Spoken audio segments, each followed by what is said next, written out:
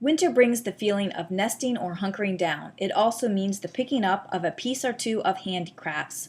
The oven works overtime for those holiday family favorites, and knitters dash to their local yarn stores to squeeze in one more scarf or a pair of socks for that last-minute gift. As you are crafting away, Barmaids continues to handcraft yummy goodness for your skin. Barmaids handcrafts their products with natural skin-loving oils and butters, everything your skin needs to keep it soft and moisturized, and nothing it doesn't.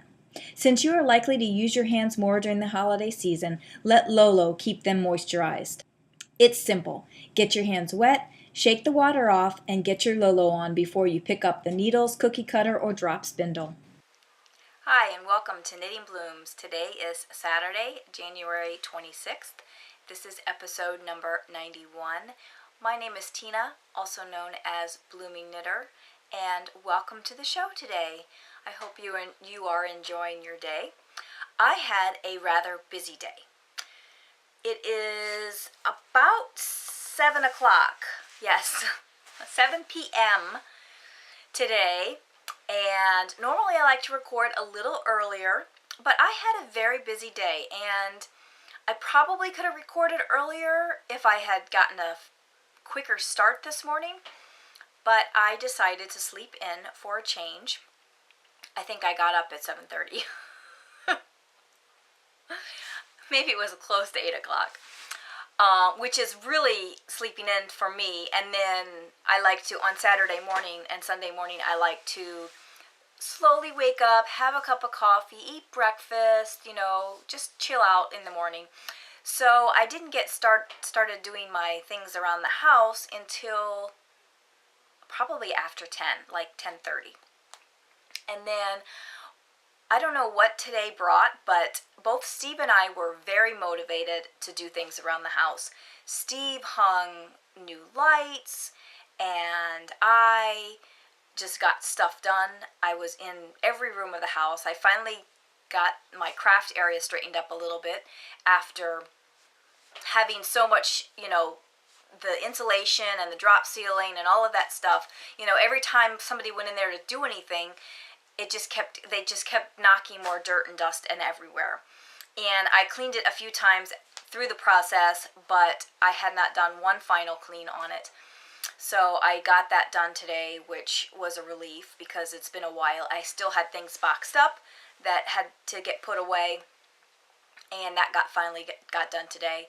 And then I just went through some of the donations that have been coming in. We are still without power on that side of the house over there. It was a little bit more doable this week. Last week I was very frustrated. I finally took a floor lamp from the living room and ran an extension cord and was moving that floor lamp from the bathroom to the bedroom to the spare bedroom to the computer room, back and forth. Whatever room I needed to be in, I would move the lamp. That was kind of a pain, but it was better than being in the dark. That's one thing that I can't stand. If I'm looking for something and I'm trying to find it in the dark, it just drives me crazy. So that I did that, and I was able to go through the boxes of donations that came in, so that was a good thing. We are finally having the electrician come out on Monday, so this whole thing, hopefully by the time I get home on Monday, will be totally resolved. Even after 2 weeks of having no electricity in those rooms, I still walk into the rooms and try and flip the switch to turn the light on. I mean, it's just been crazy.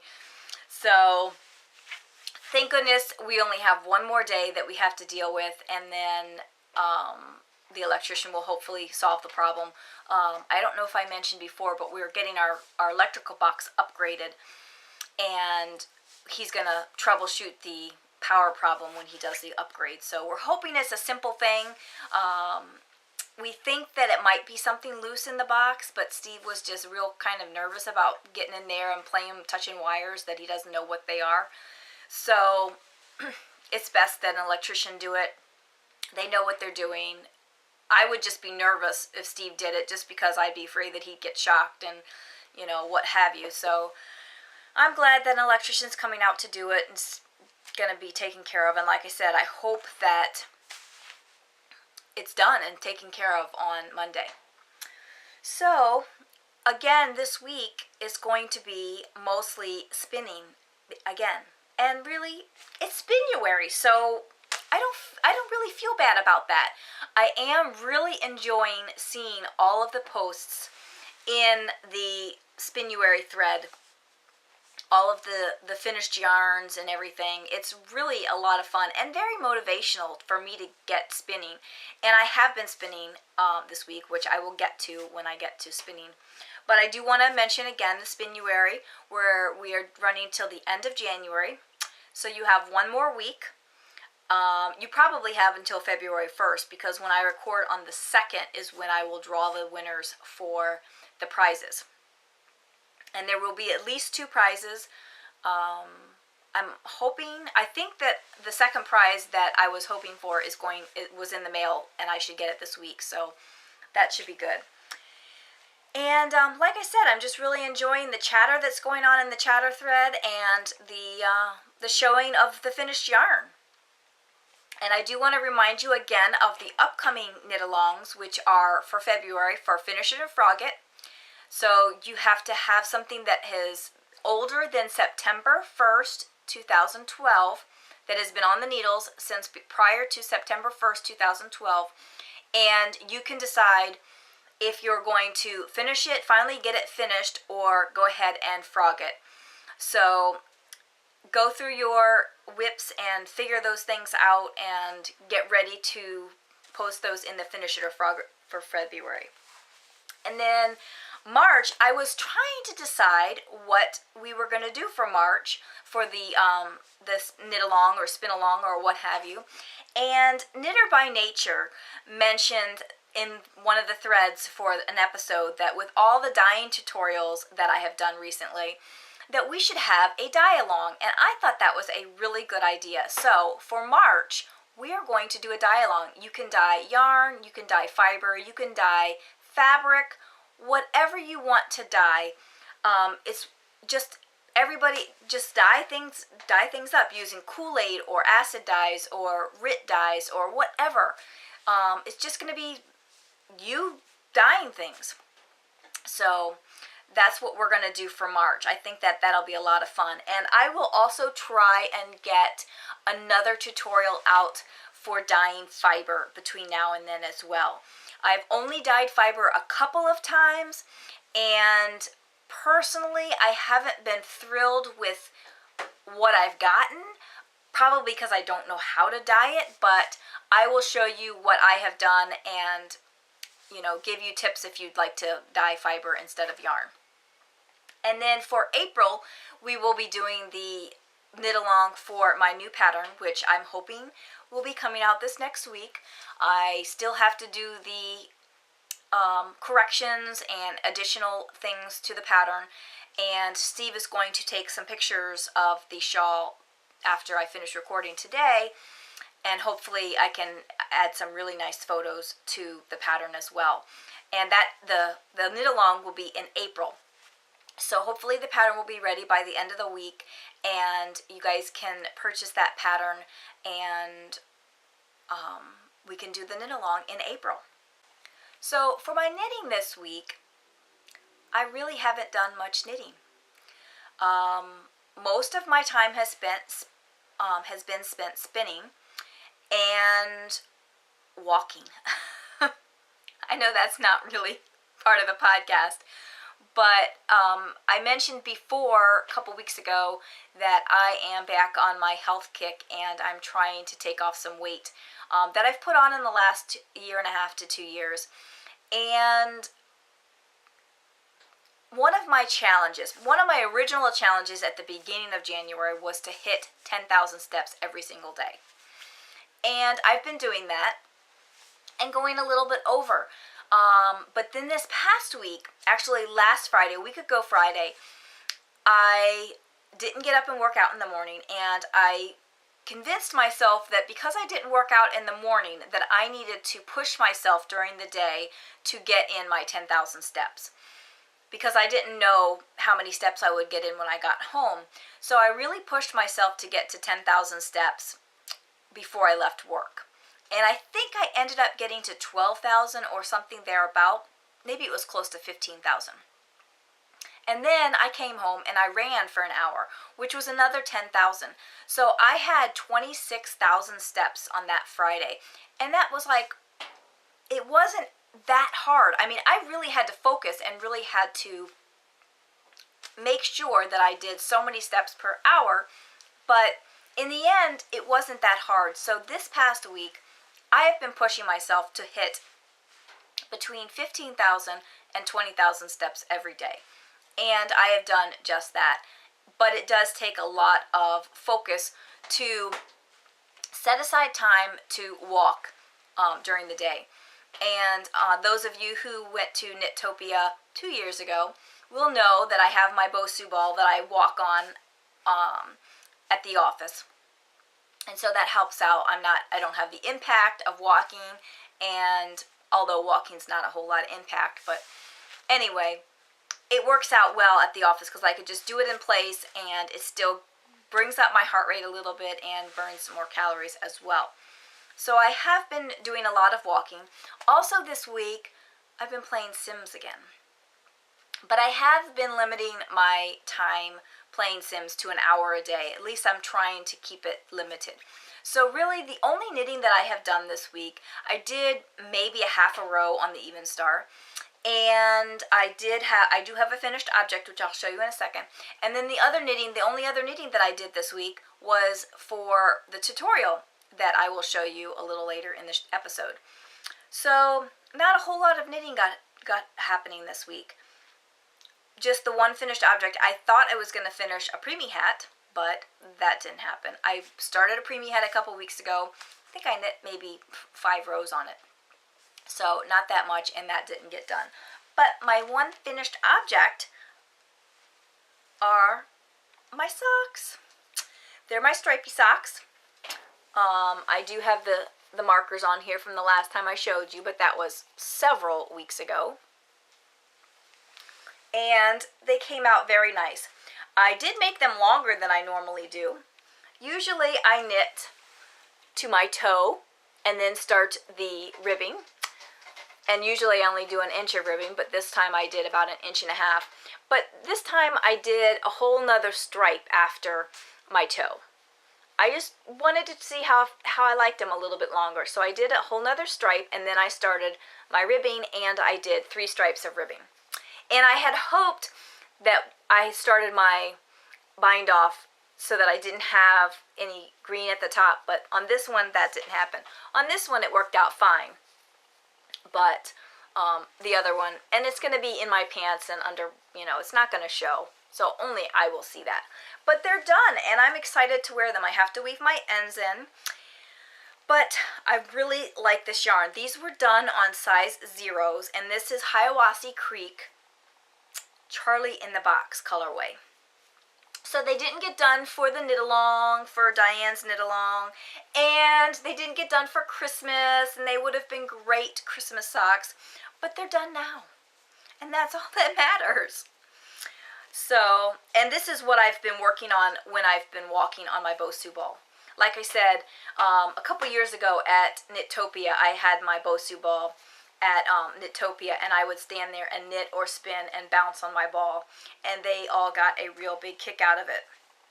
So that's what I have been doing. Excuse me.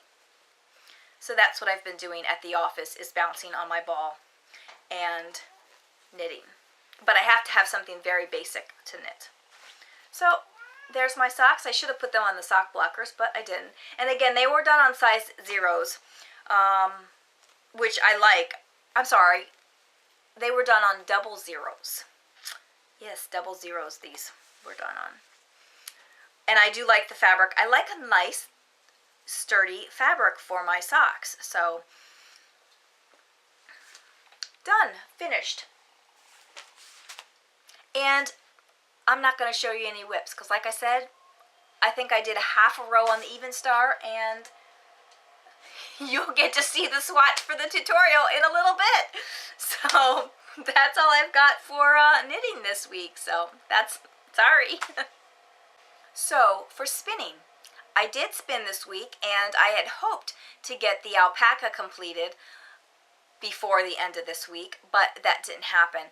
Actually, I didn't spin that much at home this week because it just seemed like every night this week I had an errand to run or something to do. I either had to go to the grocery store or the pet supply store, or one night this week I ended up working out in the evening because I didn't get up on time in the morning.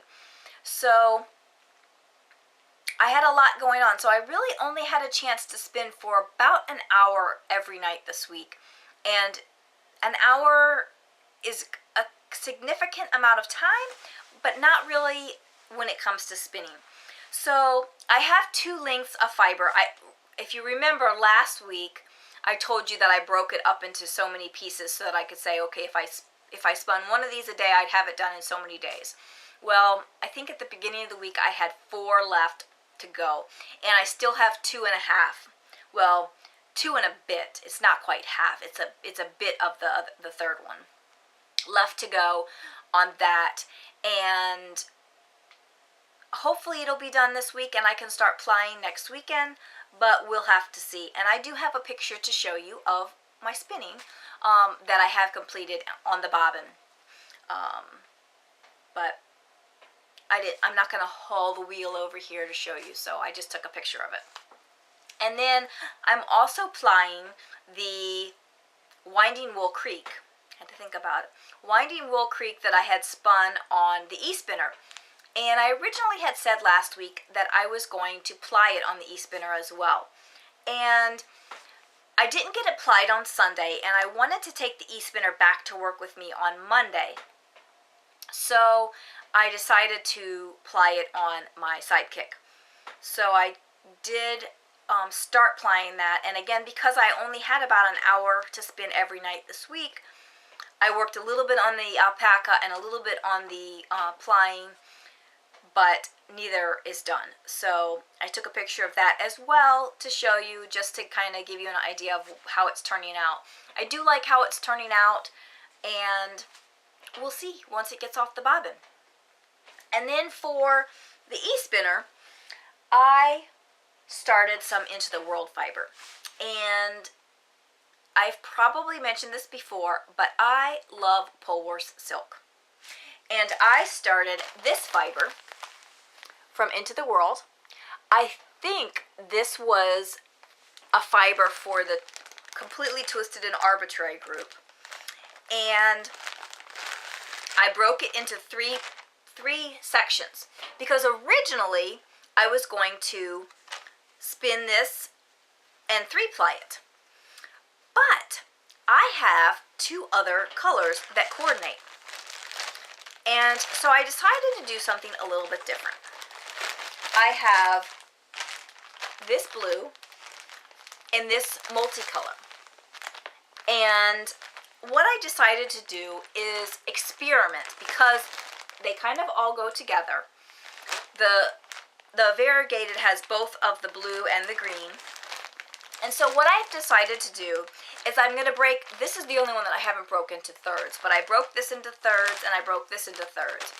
And I'm going to spin 3 different bumps differently.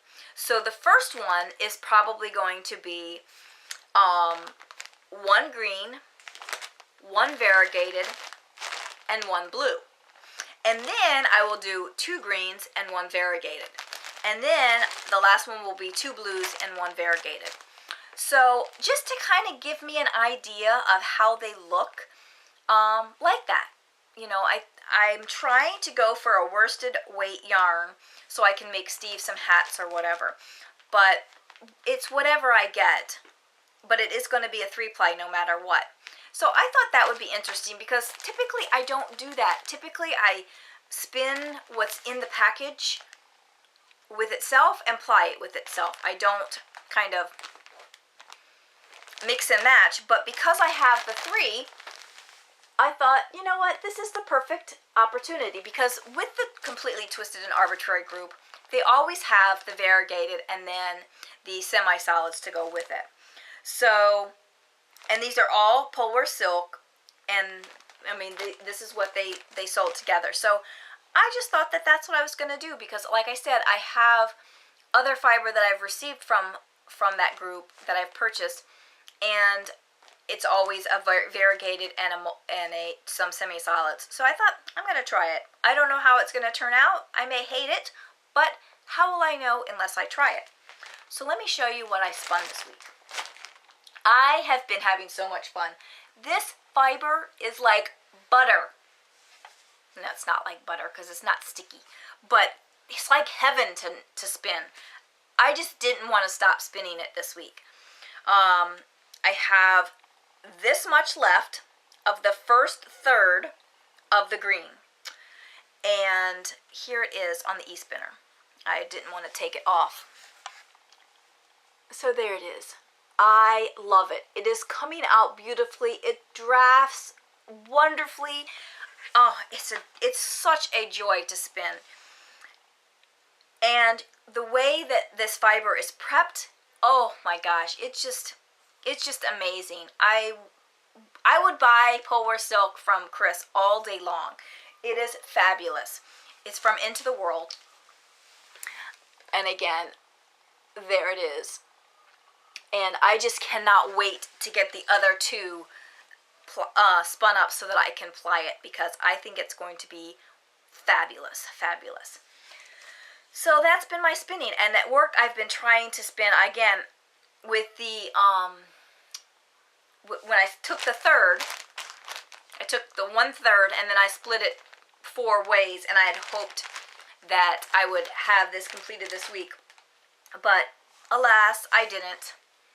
Yesterday I could have spun longer at work because the guys didn't come back to the office in the afternoon, but it was getting late and I thought that they were going to come back, and I didn't want to get into a position where they came back and I still was spinning. So I just put it away. I'll probably finish it up this weekend so that I can put a fresh bobbin on for next week and then take the e-spinner back to work with me. And like I said before, I am still planning on getting the Hansen spinner, but with the electrical issues and all of that, it's going to wait a few more weeks. But that's not a big deal. I'll get it, and I have plenty to keep me busy, plenty of wheels to keep me busy until then. It's just going to be a few extra weeks. So that is my spinning for this week. So I mentioned at the beginning of the show that I finally opened some of the packages that I've been receiving for Netopia.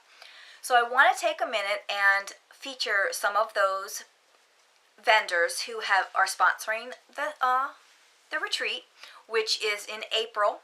It's running from April 18th through 28th this year. We are completely booked. We do have a couple of day spots available if you would like to join us for the day. I think we have 3 day spots available. And I'm also working on making the plans for 2014, as I mentioned last week.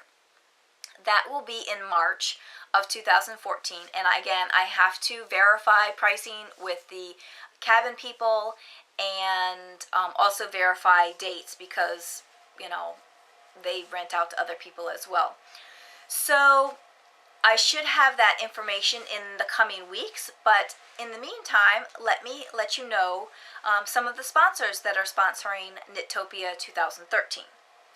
Lorna's Laces, which we all know has wonderful sock yarn. The Yarn Barn of Kansas.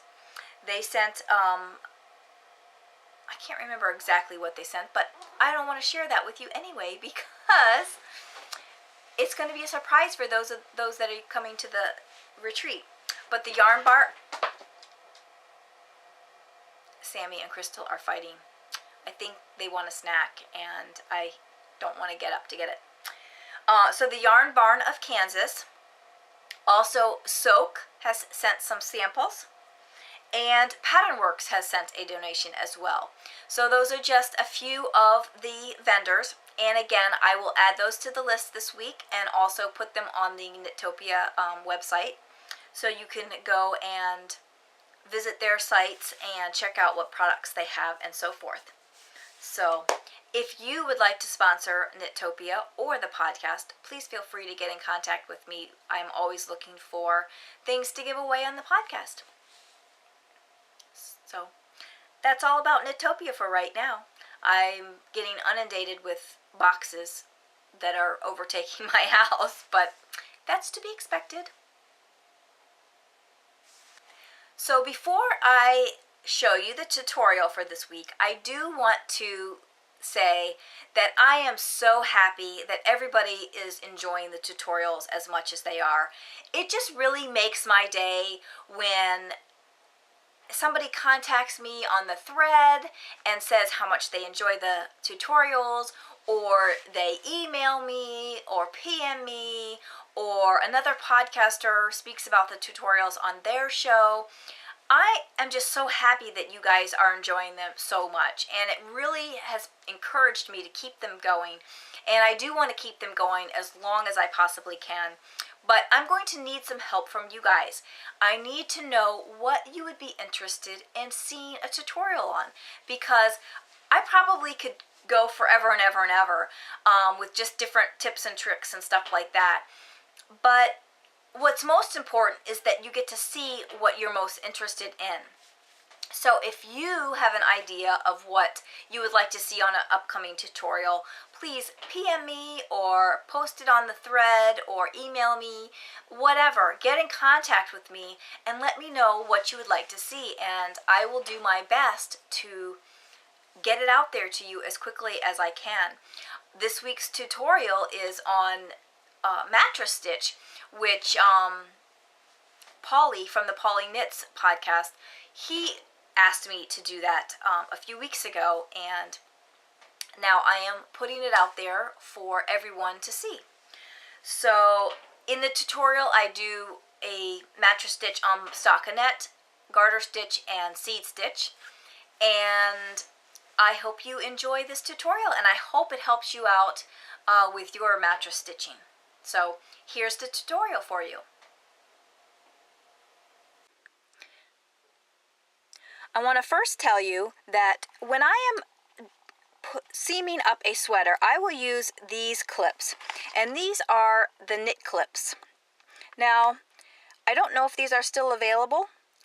I think I've looked for them since I purchased these and I couldn't find them. So if you can't find them, then I have another option. But these are really nice because they're nice and big, and you can just clip them right in just to hold everything together. And what I like to do is I will clip them at certain points. Like for instance, I'm clipping it here where the pattern, where the stitch changes, to make sure that it's all lining up. So I would clip them at the beginning and the end of the, like at the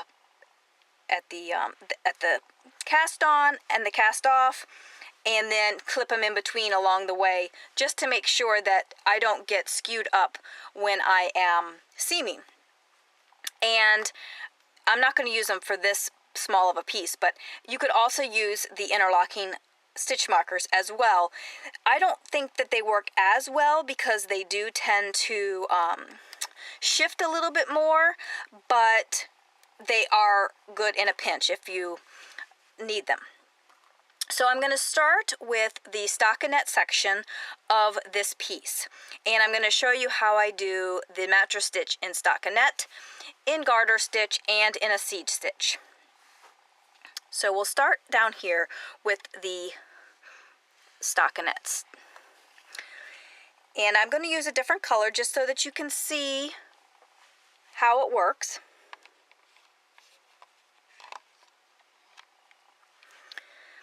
And what you're going to do is you're going to look for the stockinette. I think in some ways it's hard because the edge rolls, but in other ways it's easier than all the other stitches.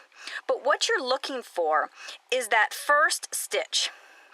Okay, so here's the first stitch, and you probably can see that that first stitch on the row looks a little bit wonky, and you can do this stitch by going into the center of that stitch using the mattress stitch, or you can go into the section between the two stitches, which is what I normally do because I think that it leaves a nicer edge. Now, if you do that, you're taking off a little bit of your fabric because you're leaving a whole stitch on the inside of your garment. However, really, unless you're using super bulky yarn, it's not going to make that much of a difference to go into the space between the two stitches. So we're looking at the space between the first stitch here and the second stitch here. And what you're going to do is you're going to look for the bar that goes between the stitches. Okay? So you see I'm picking up 2 bars on this. So I'm just going to put my needle in and pull. Now I'm not going to pull too tight because I'm just using a loose piece of thread here, or yarn. And then you're going to come over here and do the same thing. Here's the first stitch. Let me flatten it out a little bit for you. So here's the first stitch here, and here's the second stitch. So I'm going to come right where I left off, where my yarn came out from before, and I'm going to make sure that I have 2 bars between. You see the 2 white bars there? And I'm going to pull my needle through. And I'm going to leave it a little bit loose just so you can see it for a minute. And then I'm going to go back to the other side, and I'm going to put my needle in where the yarn came out from before. I'm going to pick up 2 bars and pull it through. And now I'm going to pull this tight. And when you pull it tight, it totally closes that up, and you can't even see the yarn. So again, I'm going to come back here to where my yarn comes out from the previous row, and I'm going to pick up 2 bars, and I'm going to pull it through, and then pull it tight. Again, here's where my green yarn comes out. I'm going to pick up 2 bars. Now you can also do this by only picking up 1 bar, but you're just going to create more work for yourself. So here, look for where the yarn comes out, and then pick up 2 bars.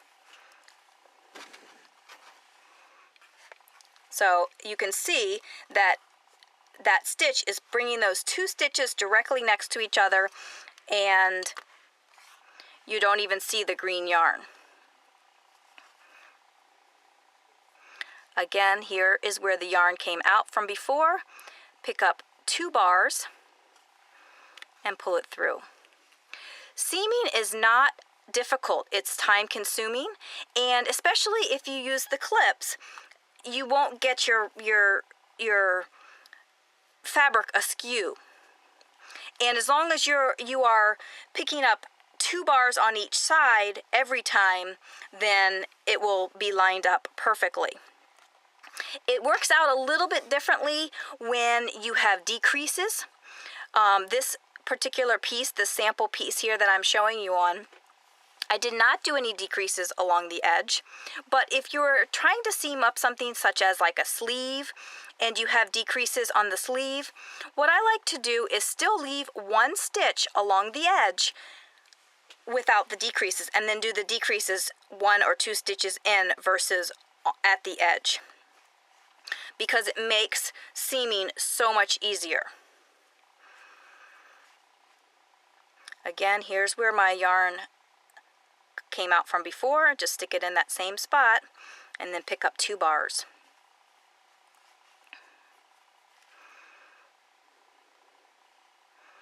And it is a lot easier. You see I'm keeping this flat against the table. It is a lot easier to seam if you have it on a flat surface or on your lap, something that you can stabilize the knitting. or you can put your hand on the inside. This piece is kind of small. It's hard for me to put my hand on the inside. Again here. And when you do your yarn, when you cut your yarn, you only need as much yarn as you need for that that area, that length of knitting. Sometimes I like a little bit more. You always need a little bit more so you can weave in your ends, but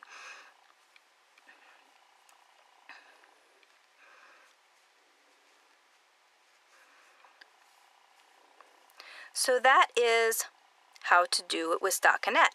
Now, it is much the same for garter stitch, but it's a little bit harder to see because you don't have two stitches that are butting up right next to each other.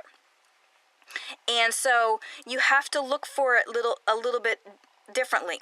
So we have, here's our stitch right here and right here, and here is our space in between. So we have to make sure that we pull up the right pieces. So here I'm still going to enter where my yarn came out, and I'm going to make sure I pick up 2 bars. Still the same thing, but I'm still going to pick up 2 bars.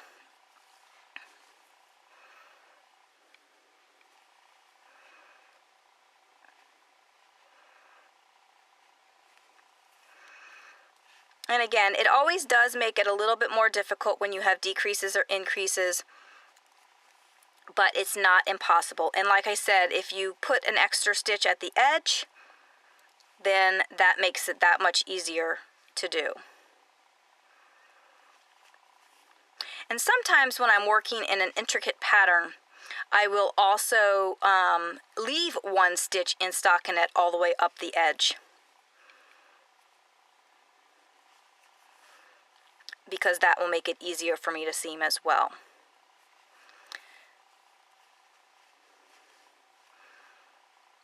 Garter stitch does not lay as flat when you're seaming this. You see how this is seamed and it lays completely flat. You can't even tell that there's a seam there. Garter stitch doesn't lay quite the same, but there's also other ways you can do a garter stitch seaming that kind of makes it look like it's just seamed. It's a matter of weaving in and out, going this way. But there is other ways that you can seam garter stitch to make it look seamless.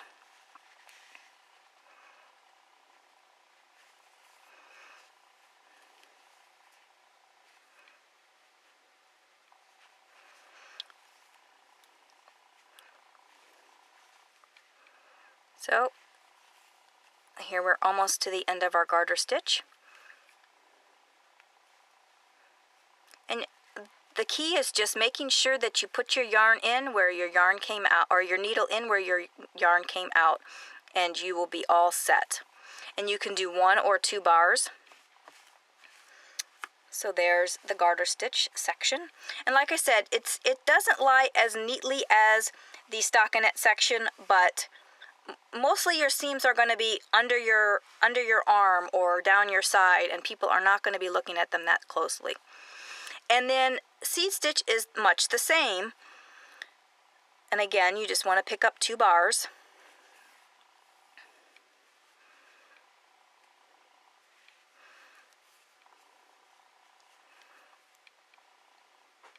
And just like garter stitch, it's not going to be as seamless like the stockinette, but that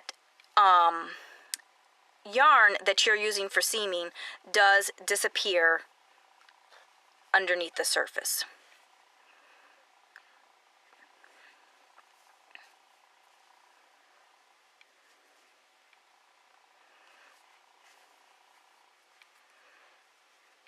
And you don't have to pull it tight every time you put the needle in, just every few times.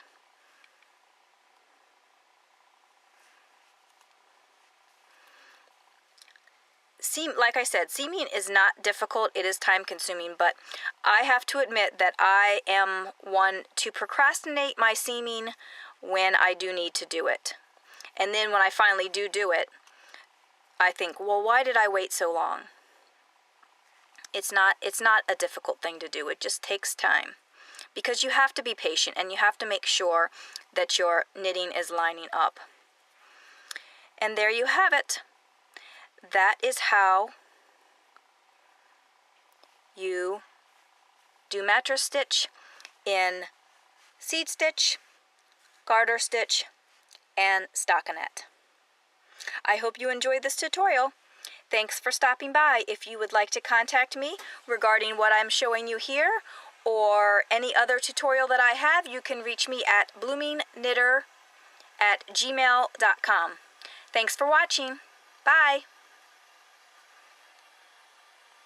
Okay, so that's all I've got for you today. I hope you enjoyed the tutorial this week. I'm sorry I don't have much knitting to show you, or spinning for that matter, because I don't even have any finished yarn or anything.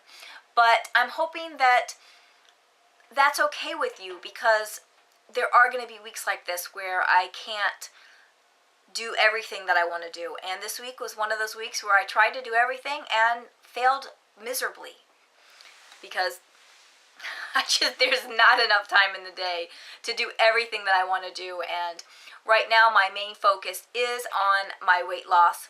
So if that means that I have to walk around the office for 3 hours a day, which I really don't do, but if I have to get extra steps in, then that's what I need to do in order to, motivate myself and challenge myself to take that weight off.